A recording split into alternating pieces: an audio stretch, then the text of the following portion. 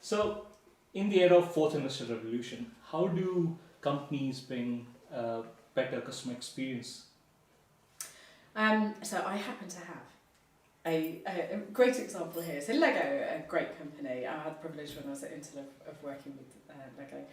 And what they've done, and this box is a great example of that, not just because it's STEM and women in STEM, but they put a shout out and said, if you have some Lego that we've not made that you'd like us to make, then create it, show us it, put it on the website, and then people vote. So customers vote for which Lego they'd like. And it gets to a certain voting level, and then it goes forward to, you know, kind of a bigger competition. And then the Lego toy board effectively say yes or no to this. So people are now involved, customers themselves are involved in what Lego they'd like to see. I mean, what a great way to do it. From a process perspective, one of the more recent things that's been honed is enterprise design thinking. And that's really thinking about things from a user's perspective.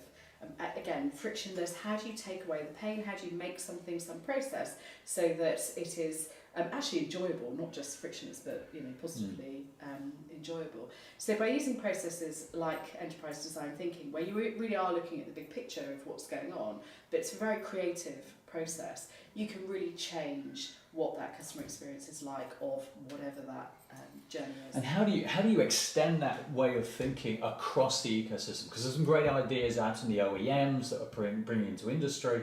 How do we encourage that collaboration when there's sensitivity over privacy, intellectual property, etc.? So I think there's some great collaborations out there. One of the ones that I particularly enjoyed was I went up to one that was run by the government, and it was all about flooding. Yeah. And so they brought together the water companies, they brought together the local councils, they brought together individuals who, you know, were struggling because they were being flooded. They brought together small companies that had IoT sensors, and they looked at how do we solve the problem collectively together. And then you have to go through the business modelling. Who's going to get the money? Who could use this? Who's going to sell that bit of data? Who's going to own it? And it is really complex. So you have to get your big girl pants on and really sit and think about how that's going to work. Yeah. And you all have to be prepared to give and get, and you have to work in an environment that we're not necessarily used to working in. You know, forget your pointy elbows. Actually, what you have to do is think about how you're going to work together and share out the money. Yeah.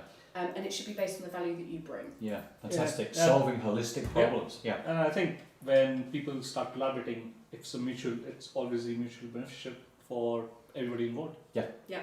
Fantastic.